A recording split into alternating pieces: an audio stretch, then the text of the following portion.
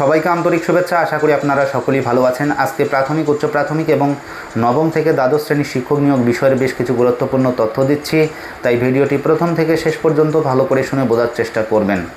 এই মুহূর্তে আমরা যে গুরুত্বপূর্ণ তথ্যগুলো পেয়েছি শিক্ষক নিয়োগের ক্ষেত্রে, প্রাথমিকের শিক্ষক নিয়োগের জন্য 2022 সালে আপনারা জানেন টেট পরীক্ষা হয়েছিল।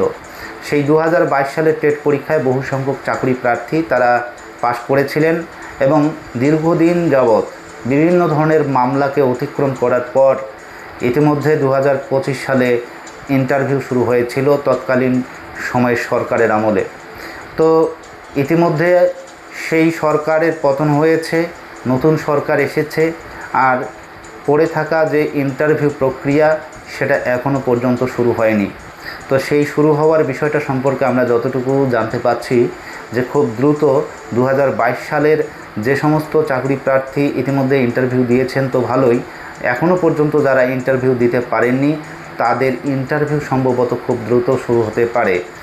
অবশ্যই পর্ষদ সেই বিষয়ে একটা নোটিশ জারি করবে আর খুব দ্রুত তাদের ইন্টারভিউ নিয়ে সমস্ত প্রক্রিয়াকে সম্পন্ন করবে।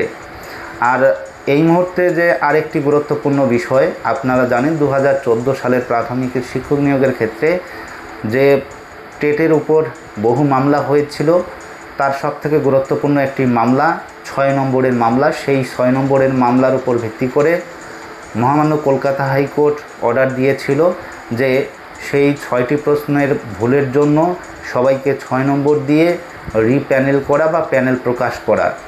আর তার কিন্তু একটা নির্ধারিত সময় বেঁধে দিয়েছিল কোর্ট, সেটা হচ্ছে আগামী মাস অর্থাৎ আগস্ট মাসের মধ্যেই সেই 6 নম্বর যুক্ত করে তাদের প্যানেল প্রকাশ করা বা তাদের রেজাল্টটাকে পাবলিশ করা। তো অবশ্যই আমরা আগামী মাসে এই বিষয়টি লক্ষ্য করব যে কারা কারা পাস করছে এবং কারা কারা পাস করছেন না। তো এই ছিল প্রাথমিকের সবথেকে গুরুত্বপূর্ণ বিষয়। আর প্রাথমিকের যে সমস্ত চাকরি প্রার্থী আগামী দিনে টেট পরীক্ষা দেবেন তাদের আমি অনুরোধ করব খুব দ্রুত আপনারা প্রস্তুতি নিন, কেননা এই সরকার পূর্বতন সরকারের পড়ে থাকা যে সমস্ত প্রসেস সেগুলোকে খুব দ্রুত নিষ্পত্তি করার লক্ষ্যে কাজ করছে। আর সেগুলো সম্পূর্ণ করার সঙ্গে সঙ্গে নতুন কিন্তু টেটের বিজ্ঞপ্তি দেবে। তাই অবশ্যই আপনারা ভালোভাবে পড়াশোনা করুন, খুব দ্রুত কিন্তু একটা বিজ্ঞপ্তি আসতে চলছে। তো এই ছিল প্রাথমিকের শিক্ষক নিয়োগের গুরুত্বপূর্ণ বিষয়। আমরা আপার প্রাইমারির শিক্ষক নিয়োগ বিষয়ে আসব। আপনারা জানেন যে আপার প্রাইমারির শিক্ষক নিয়োগের ক্ষেত্রে দীর্ঘদিন অতিবাহিত হওয়ার পর একবার প্যানেল ক্যান্সেল হয়েছিল, আবার কোর্টের অনুমতি অনুসারে ইতিমধ্যে নতুন করে ইন্টারভিউ হয়েছে এবং সেই ইন্টারভিউয়ের বহুদিন পর আবার কাউন্সেলিং প্রক্রিয়া শুরু হয়েছে। সেই কাউন্সেলিং প্রক্রিয়ার ক্ষেত্রেও আমরা দেখলাম যে সর্বশেষ যে কাউন্সেলিং 1177 তার কিন্তু নোটিফিকেশন জারি করা হয়েছে এবং বহু সংখ্যক চাকরি প্রার্থী তারা ইতিমধ্যে কাউন্সেলিংয়ে পার্টিসিপেট করেছেন, আর অনেক চাকরি প্রার্থী তারা কিন্তু কাউন্সেলিংয়ে যাননি। প্রায় 31%, অর্থাৎ 1177 জনের যদি আপনারা 31% করেন তাহলে সংখ্যাটা দাঁড়াবে 364-র মতো। এখনও পর্যন্ত 2-3টি বিষয়ের কাউন্সেলিং যদিও বাকি রয়েছে, তারপরেও প্রায় 350-350 মতো কিন্তু শূন্য পদ থেকেই যাচ্ছে। তো আগামী দিনে এই শূন্য পদটা কোথায় যুক্ত হবে সে বিষয়ে এই যে সরকার দায়িত্বে রয়েছে তারাই কিন্তু ভালোভাবে বিষয়টা বলতে পারবে। তো অবশ্যই আমরা সেই দিকে তাকিয়ে থাকব। আর সিট আপডেট বিষয়ে এই মুহূর্তে যেহেতু কোনো ধরনের আমরা আপডেট পাচ্ছি না, তাই কখনোই আগ বাড়িয়ে বলা সম্ভব নয় যে শূন্যপদ সংযোজন হবে। তো শূন্যপদ সংযোজন হবে কি না সেই বিষয় সম্পর্কে আমরা এই মুহূর্তে এসএসসির পক্ষ থেকে কিংবা কারো পক্ষ থেকে কোনো পজিটিভ নিউজ পাইনি। কিন্তু যারা দীর্ঘদিন ধরে মাতঙ্গিনী হাজরা মূর্তির পাদদেশে আন্দোলন এবং অবস্থান বিক্ষোভ করে আসছেন যে আপার প্রাইমারির শূন্যপদ পর্যাপ্ত পরিমাণে সংযোজন করে যারা বঞ্চিত রয়েছেন তাদেরকে ইন্টারভিউ দিয়ে তাদের কাউন্সেলিং করানো হোক। আমরা চাই তাদের সিট আপডেট হোক, কেননা ইন্টারভিউয়ের 15 দিন আগ মুহূর্ত পর্যন্ত সমস্ত শূন্যপদ সংযোজন করার বিষয়টি রয়েছে গ্যাজেটেই 8(3)B রুলসে এই বিষয়টা পরিপূর্ণভাবে বলা রয়েছে। তাই উচিত WBSSCর এই শূন্যপদগুলো সংযোজন করা।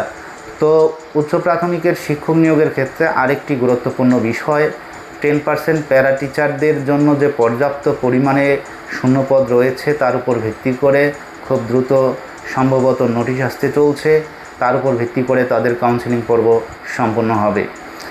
এবং উচ্চ প্রাথমিকের শিক্ষক নিয়োগের জন্য নতুন পরীক্ষার বিজ্ঞপ্তিও আসতে চলছে, সম্ভবত এই আগস্ট সেপ্টেম্বর মাসের মধ্যেই সেই বিজ্ঞপ্তি হয়তো আমরা দেখতে পারবো WBSSCর ওয়েবসাইটে। এবারে আসবো আমরা নবম থেকে দ্বাদশ শ্রেণীর শিক্ষক নিয়োগ। আপনারা জানেন নবম থেকে দ্বাদশ শ্রেণীর শিক্ষক নিয়োগের ক্ষেত্রে দীর্ঘ জটিলতা। 2016 সালের প্যানেল ক্যান্সেল হয়েছিল, পুনরায় তাদের পরীক্ষা হয় এবং সেই পরীক্ষায় বহু চাকরি প্রার্থী উত্তীর্ণ হয়েছেন। এবং গত কয়েকদিন আগেই আপনারা দেখেছেন যে WBSSC নবম দশমের যে ভেরিফিকেশন তাদের একটা পোর্টাল খুলে দিয়েছে, অর্থাৎ ভেরিফিকেশনের নোটিশ প্রকাশ করেছে। এবং অনেক চাকরি প্রার্থী বলছেন যে এখনও পর্যন্ত যে সমস্ত 11-12-এর চাকরি প্রার্থী ইন্টারভিউ দিয়েছেন তাদের কেন কাউন্সেলিং হচ্ছে না, এবং নবম দশমের যে সমস্ত চাকরি প্রার্থী কাউন্সেলিং ভেরিফিকেশন করছেন তাদের কবে এই ইন্টারভিউ হবে। তো আমরা যতটুকু শুনতে পাচ্ছি যে আগামী মাসেই খুব দ্রুত নবম থেকে দশম শ্রেণীর ইন্টারভিউ হতে চলছে। তবে সময়ই কথা বলবে, আমরা একেবারে পরিপূর্ণ কোনো ডেট দিতে পারছি না। যতটুকু শোনা যাচ্ছে খুব দ্রুত তাদের ইন্টারভিউ নেবে এবং ইন্টারভিউ নেওয়ার পর তাদের কাউন্সেলিংটা সম্পন্ন করবে। তো নবম থেকে দ্বাদশ শ্রেণীর শিক্ষক নিয়োগের ক্ষেত্রে একটা প্রশ্ন চিহ্ন রয়েছে, কেননা নবম থেকে দ্বাদশ শ্রেণীর শিক্ষক নিয়োগের ক্ষেত্রে যে 17% OBC সংরক্ষণের বিষয়টা রয়েছে আর 7% OBC সংরক্ষণের বিষয়টা রয়েছে, তা নিয়ে কিন্তু আগামী দিনে মামলা হতে পারে। ধরুন যারা 17%-এর মধ্যে রয়েছে তাদেরকে যদি ডাকা হয় তাহলে 7% তারা হয়তোবা মামলা করে দিতে পারে, আবার যারা 7%-এর মধ্যে রয়েছে তারা ডাক পেলে হয়তোবা 17%-এর মধ্যে যারা রয়েছেন তারা পুনরায় মামলা করতে পারে। সুতরাং একটা বড় প্রশ্ন চিহ্ন। এছাড়াও নবম থেকে দ্বাদশ শ্রেণীর সবথেকে যে গুরুত্বপূর্ণ বিষয় হয়তোবা নতুন মোড় নিতে পারে এই SLST 2, সেটি হচ্ছে অভিজ্ঞতার 10 নম্বর। এই এক্সপেরিয়েন্সের 10 নম্বরের উপর ভিত্তি করে সম্ভবত আগামী দিনে এই মামলার হিয়ারিং হতে চলছে মহামান্য কলকাতা হাইকোর্টে, এবং 3রা আগস্ট এক্সপেরিয়েন্সের 10 নম্বর দেওয়া হবে কি না সেই বিষয় সম্পর্কে আমরা অবগত হতে পারব। সম্পূর্ণরূপে নির্ভর করছে যে এক্সপেরিয়েন্স বা এই 10 নম্বর এক্সপেরিয়েন্সের বিষয়টা, সেটা কিন্তু খুব গুরুত্বপূর্ণ এবং এর উপর ভিত্তি করেই কিন্তু আগামী দিনে নবম থেকে দ্বাদশ শ্রেণীর শিক্ষক শিক্ষিকা নিয়োগ পরিপূর্ণ হবে। তো এই ছিল আজকের সবথেকে গুরুত্বপূর্ণ বিষয়। সকলেই ভালো থাকবেন, সুস্থ থাকবেন। ধন্যবাদ।